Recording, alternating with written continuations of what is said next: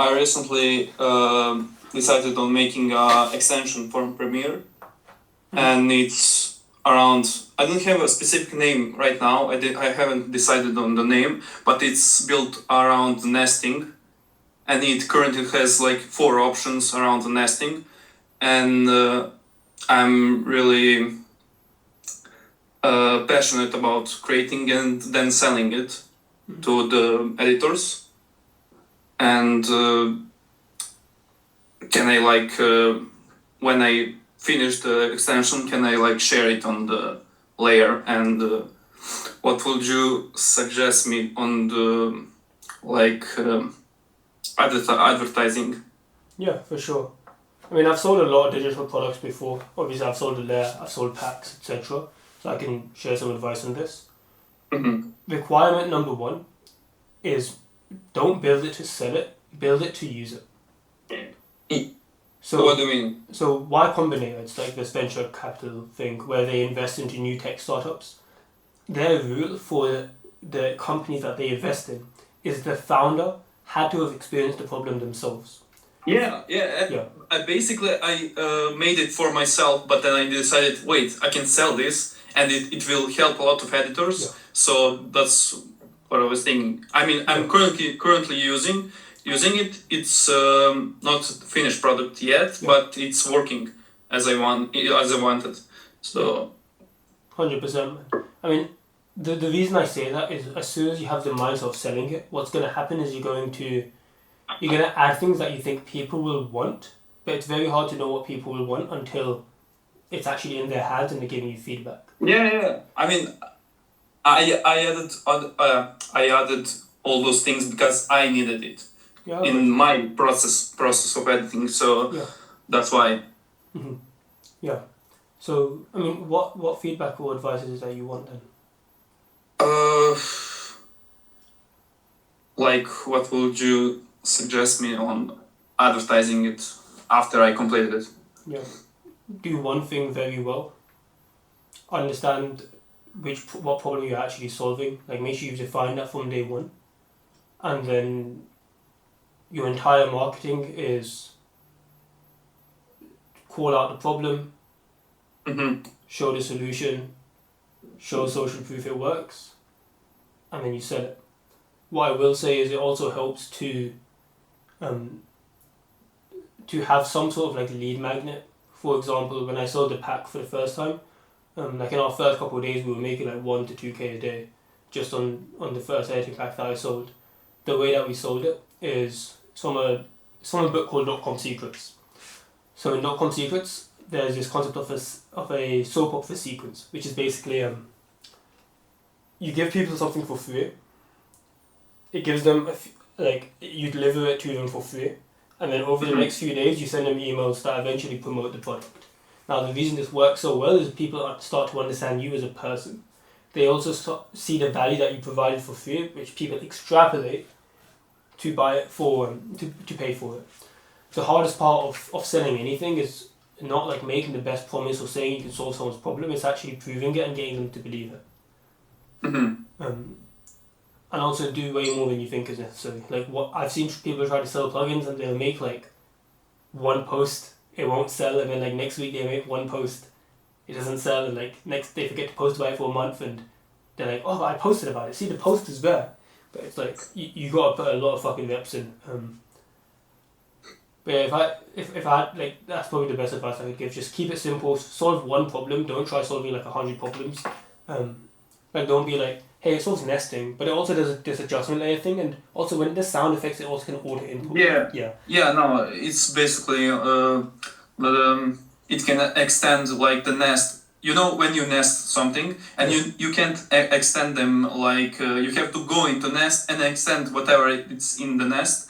Well, I made like with 1 click you can like do that, but you don't have to go in the nest, and you can extend it automatically or manually.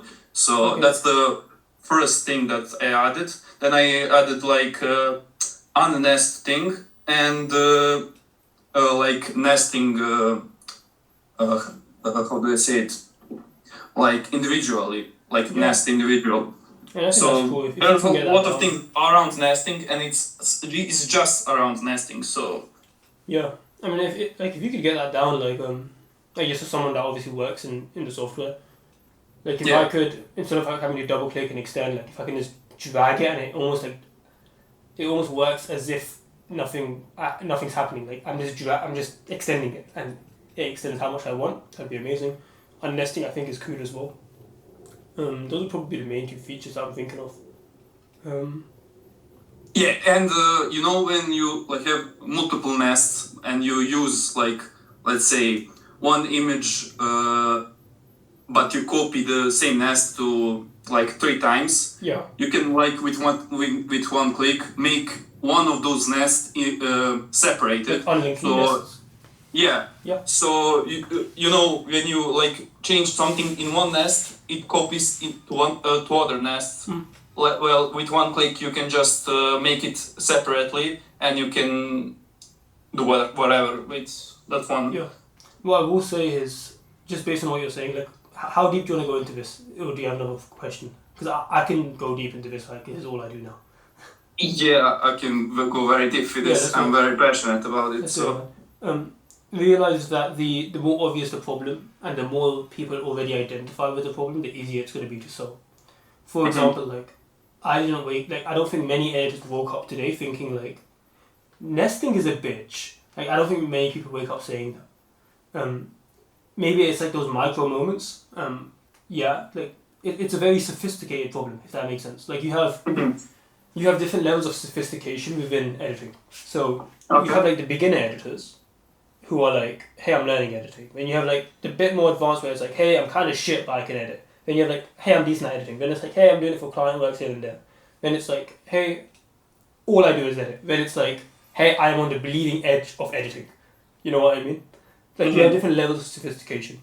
Now, what you want to do is be able to speak to a larger part of the market, if you can, because it's going to be easier to basically have like a product that's going to appeal to them. Now, the problem is you don't want to go so broad that it doesn't target anyone. But the problem with like, hey, that nesting problem is it's like I can resonate with that, but that's because I spent like the last 5 years every day nesting because I only use Premiere. I think this is going to be more of a thing where, like, if you can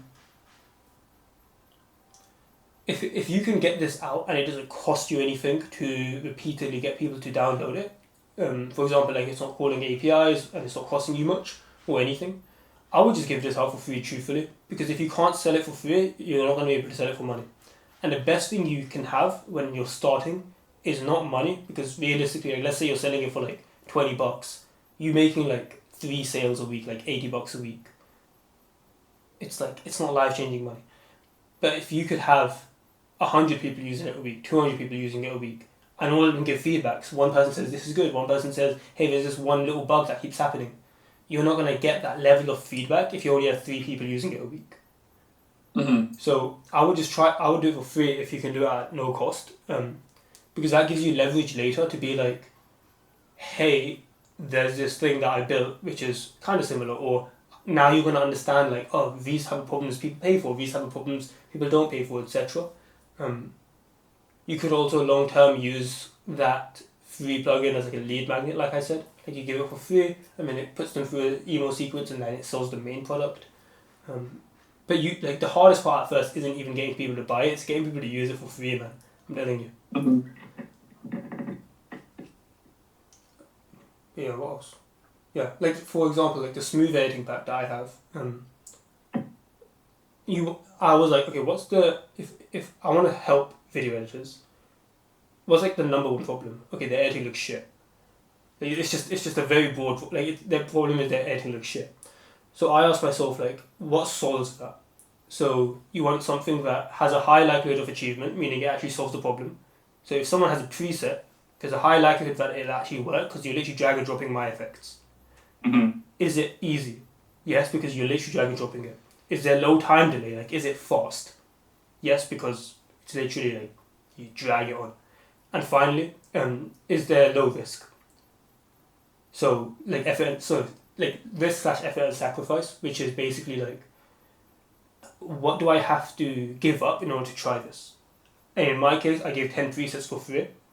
People would sign up because it doesn't cost them anything. They'd try it. Within 5 days, I CTA'd them to a $300 editing pack. Good amount of people bought that. Like, we've made over 100K just on that one pack alone. And the smooth editing pack, like, I used the success of that editing pack to anchor the free one. We've got like 45,000 editors using that free editing pack right now.